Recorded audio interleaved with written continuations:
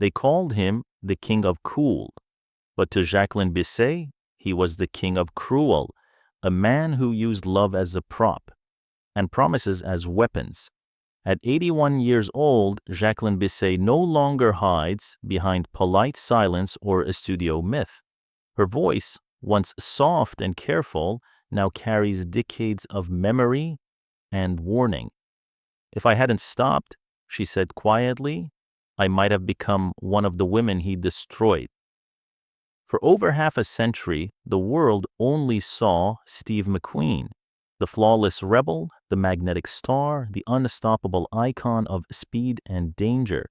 But behind that Hollywood glow was a man haunted by fear, jealousy, and secrets that could break anyone who dared to love him. From the breakfast he made her on the set of Bullitt in 1968 to the whispered rumors that tore through Hollywood. This is the story of a woman who fell for a legend and discovered the darkness hiding beneath the legend's perfect frame. Today, Jacqueline Bisset tells it all, without disguise, without nostalgia, and without mercy. For the first time in 50 years, she steps out from under his shadow, the same shadow that once consumed her completely. "If I had known," she said, "that morning would change my life forever, I might never have stepped out of the car." And that was how it began. The spring of 1968 painted San Francisco in gold and fog. On the steep streets where Bullitt was being filmed, engines roared, cameras rolled, and Hollywood's brightest star was Steve McQueen, stood at the center of it all. He was untouchable, a man whose very presence silenced the room. Every move he made was sharp, deliberate, like a man who knew the world revolved around him. But that day, something changed. Jacqueline Bisset, just 23 years old, new to Hollywood, still unsure of her footing, stepped out of a car wearing a cream-colored coat and holding her script. The air trembled a little. McQueen turned his head and didn't look away. Someone from the crew whispered, "Steve, they're ready for this scene."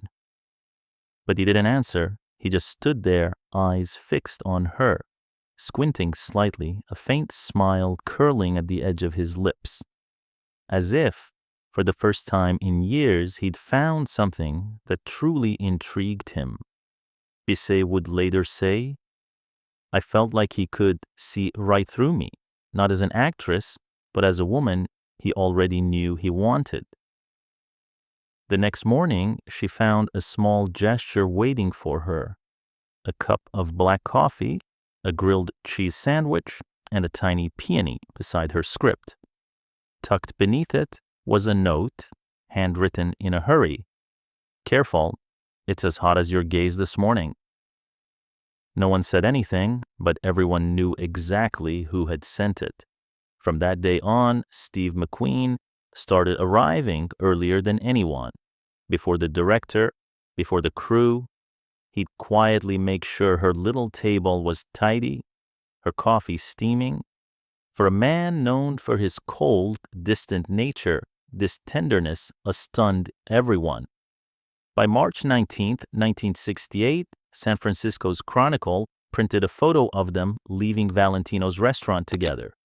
Bisset beside him, smiling faintly, her eyes filled with something unspoken. That night, they drove to Twin Peaks. The city lights shimmered below like a bed of diamonds. McQueen took off his jacket and placed it around her shoulders. "You're cold," he whispered. She didn't answer, just nodded slightly, as the King of Cool, for once, looked like a man trying to find warmth in a world that only wanted his fire. Affection between them grew quietly, almost secretly. They shared breakfast, rehearsed lines, laughed between takes. And though Bullitt was McQueen's film, he began to act as if every frame existed only to capture her. He adjusted the lighting so her face glowed softer on camera. He asked the cameraman to pan slower whenever she entered a scene, Sometimes he would simply stand off to the side, arms crossed, eyes filled with pride and possession. But in Hollywood, whispers spread faster than wildfire. An assistant whispered that McQueen hadn't officially separated from his wife, actress Nellie Adams. Soon, tabloids began to bite. Headlines called Jacqueline Bisset the third person in the King of Cool's marriage. She wanted to ask him the truth, but fear held her back. McQueen brought it up first. "Don't worry," he said, voice calm and steady. "I'm finishing that chapter, just trust me." And she did. A few days later, during a long scene, McQueen clapped for her performance, something he rarely did for anyone, but behind that rare smile, something darker was already growing: jealousy. When he saw her talking too long with director Peter Yates, McQueen turned away, silent for the rest of the day. That night, at midnight, her phone rang. "Don't let anyone look at you," he said quietly, "the way I do." His tone was low, not tender, but possessive. It was the first sign of a man who loved through control. Then came April 5th, 1968.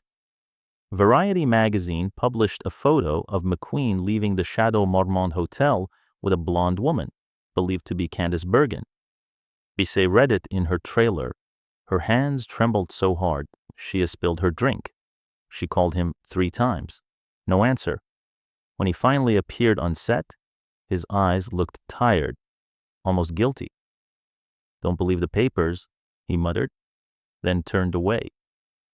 That night, she sat alone in her trailer, tears falling silently onto a sheet of purple paper. She wrote one line, "I'm no one's temporary choice anymore." The next morning, that note sat neatly on McQueen's table. He read it, folded it, slipped it into his jacket, and from that day on, the black coffee and the peony were gone. On set, they still acted like nothing happened. But between them now stood something invisible, a quiet distance, cold as glass. Once during a break, she caught him looking at her.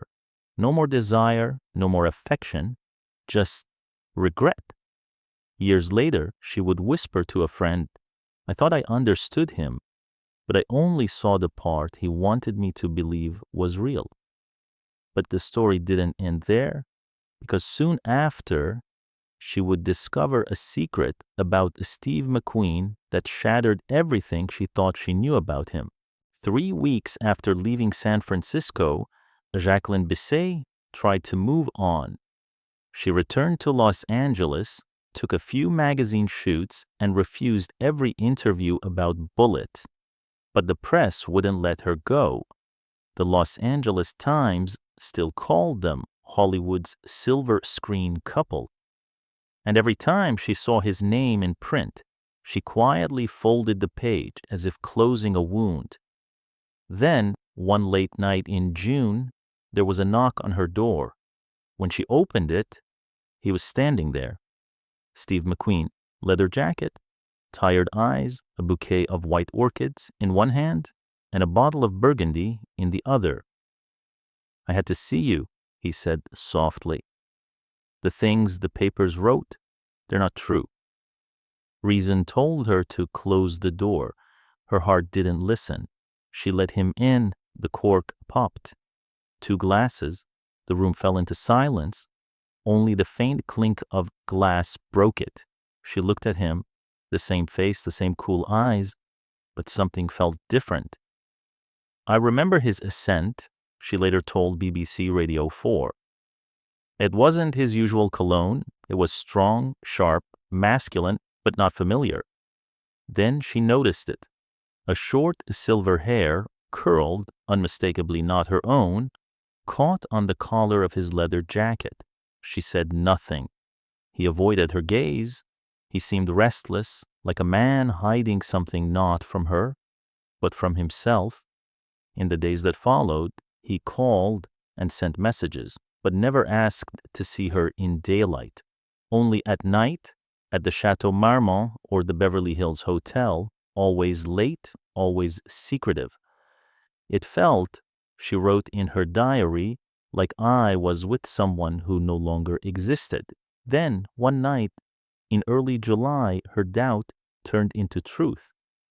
He told her he had a meeting with a friend in Laurel Canyon. She followed. From a distance, she saw his moss green Mustang stop at a discreet building, a private club on Wonderland Avenue, known among insiders as a hidden refuge for Hollywood's elite. The sign read only 2 words, the Velvet Room. Bisset waited in her car. 10 minutes passed, then the back door opened. McQueen stepped out, but he wasn't alone. Beside him walked a tall man in a fitted black suit, silver hair gleaming under the streetlight. They spoke in low voices, and then, hand in hand, disappeared inside. Jacqueline froze. She wanted to believe she'd seen wrong, but the reflection of the Mustang's chrome caught just enough light for her to see. Steve McQueen leaned close, whispered something, and smiled. She sat there for an hour. No tears, no screams, just a silence that could kill. I wasn't shocked by the truth, she told The Guardian in 2024.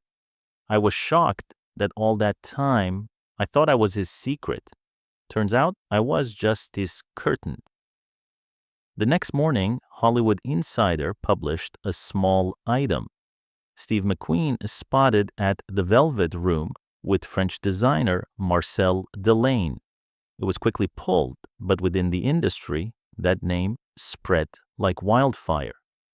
Delaine had worked on costumes for several of McQueen's films and was often seen at private gatherings in Malibu.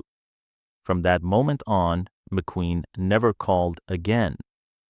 When they met months later at the Bullet premiere in October, he simply shook her hand, eyes empty, polite, detached. She smiled for the cameras, but inside she was breaking. I used to think he was the loneliest man alive, she said years later. Now I know why. After Bullet, Steve McQueen became unstoppable. Hollywood called him the perfect man. Every studio wanted his face, every director wanted his name on their posters, but those who worked beside him saw something else. A man no longer satisfied with fame, he wanted control. Absolute, terrifying control. Jacqueline Bisset once said, success didn't change him overnight, it corroded him little by little. By 1969, McQueen had begun dictating every detail on set. On Le Mans, 1971, he wasn't just a star. He wanted to command the entire production.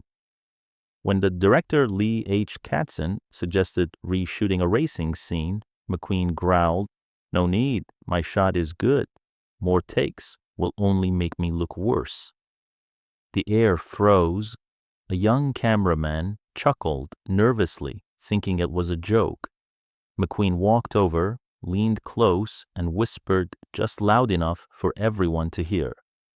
"If you laugh again, you'll never shoot another frame in this town." No one laughed again.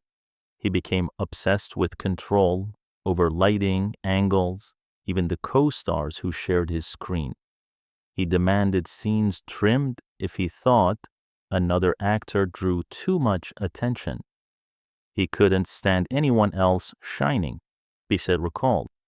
Director Peter Yates once admitted, Steve worked as if the director was his personal assistant. When anyone pushed back, he went silent, and that silence was worse than any outburst. By 1972, during The Getaway, McQueen's authority had become fear itself. He rewrote dialogue, changed pacing, ordered retakes, just to adjust a strand of hair. Actress Ally McGraw, who would later become his wife, said, "He didn't let anyone breathe. When he walked onto set, hundreds went quiet. That's not respect. That's fear." Jacqueline Bisset saw it too. She once visited the Getaway set and said, "The eyes I saw weren't proud, They were exhausted. He mistook people's endurance for admiration. He began to see obedience as loyalty, and loyalty as love. Every challenge to his authority pushed him closer to rage. When a lighting technician accidentally misplaced a lamp, McQueen cornered him after the shoot. "Next time that light hits the wrong person," he whispered, "it won't be shining at all." Those who resisted were quietly removed. Writers, cameramen, even old friends gone overnight. Screenwriter Alan Trustman, who wrote Bullet, received a midnight call one evening. McQueen said only one thing: "You know why I succeed? Because I never trust anyone." It was no longer about movies, it was about domination.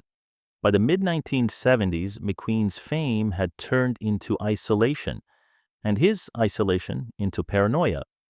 Bisset later said he lived on admiration, but when no one was left to admire him, he turned on himself.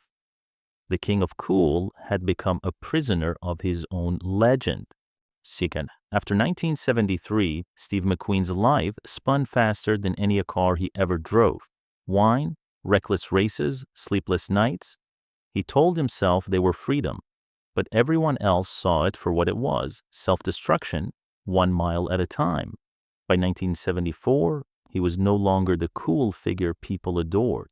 The charm was still there, but dimmed, fragile, buried beneath anger and addiction. Jacqueline Bisset would later say, "When a man spends his whole life controlling everything, the last thing he loses is himself." The drinking grew worse, so did the jealousy. One night in 1977, he showed up at Jacqueline's Laurel Canyon home, drunk, furious. He pounded on her door, shouting her name. When she stepped outside, he threw his cap on the ground, eyes bloodshot. "You had dinner with that Italian director, didn't you? I told you not to see him." Before she could answer, he slammed the wooden door beside her. Glass shattered. Neighbors turned on their lights, but he kept yelling, his voice raw, his words trembling between rage and heartbreak. "If you see him again, I'll make sure the whole world knows you're no different from the others." Jacqueline didn't cry. She didn't even move. She just looked at him. The man once adored by all of Hollywood, now shaking from drink and loneliness. When friends pulled him away, he muttered through his tears, "I just want you to look at me. Only me." The next morning, a bouquet of red roses arrived with a note. "Last night, I only wanted to protect you. I'm sorry." But she no longer opened her heart. "He didn't know how to love anyone but himself," she said later. Then came something darker. One evening, while helping him search for a missing notebook, she found it, a small leather book filled with racing notes, and a receipt, $11,000 worth of substances from a Santa Monica shop. When she asked about it, he just smiled. "I need them to feel alive." By 1978, he was spiraling. At a Palm Springs party, a waiter accidentally brushed against his jacket. McQueen shoved him so hard the man fell. The room froze. McQueen simply lifted his glass and said coldly, "Don't touch my things." Those who knew him began to leave, one by one. His wife, Ali McGraw, walked away. Old friends stopped calling, and Hollywood, once his kingdom, began to shut its doors. Producer Alan Trustman would later say, "One second he'd be smiling, the next he'd smash a chair." The word failure drove him mad. In 1975, during an off-road race in Baja, his motorcycle flipped, dragging him across the sand. He survived, broken shoulder, shattered leg. When a reporter asked if he was afraid, McQueen smiled and said, "I'm not afraid of dying, I'm afraid of not being remembered." Jacqueline read that line in the papers. She wasn't surprised. "He always thought he was untouchable," she said. But time and pain proved otherwise. By 1979, the fire that once lit every room had burned out. He looked older, tired, fragile. When Jacqueline saw him for the last time, he asked, "Do you regret anything?" She answered, "I don't regret you, Steve, but I don't want to become someone you can hurt again." He went silent, and for the first time, she saw fear in his eyes, not fear of death, but fear of being forgotten. Months later, news broke. Steve McQueen was gone. Hollywood mourned, but Jacqueline did not. "I don't blame him," she said softly, "but I don't mourn him either. A man who tried to control everything couldn't even control himself." Even now, decades later, she sometimes remembers the way he looked at her, that gaze that once made her believe she was the only woman in the world. And then she whispers, almost to herself, sometimes the brightest glow is what burns them out the fastest. At 81, Jacqueline Bisset no longer fears the name Steve McQueen. She speaks it as a final farewell to a man who had everything: talent, fame, love, but lost the one thing that truly mattered: peace within himself. "Hollywood called him the king of cool," she said, "but I knew he was just a boy who never learned how to care for anyone but himself. And that is the truth Hollywood tried to hide for half a century." The story of Steve McQueen and Jacqueline Bisset isn't just another forgotten Hollywood romance. It's a mirror, one that reflects the cost of fame, the loneliness of power, and the quiet courage of those who survive it. He was worshipped by millions, yet feared by everyone who truly knew him. She was cast in his shadow, but in the end found her own light.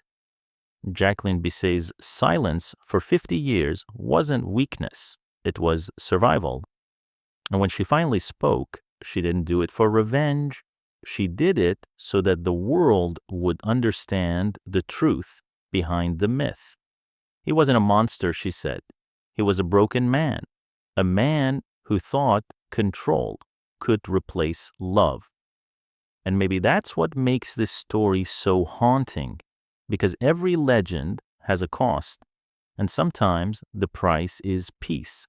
If this story moved you, if it made you see Hollywood's glow a little differently, leave a like and a comment below. Tell us which side of Steve McQueen you remember, the king of cool or the man who couldn't outrun himself. And don't forget to subscribe, because in the stories to come, we'll uncover the secrets Hollywood tried hardest to bury.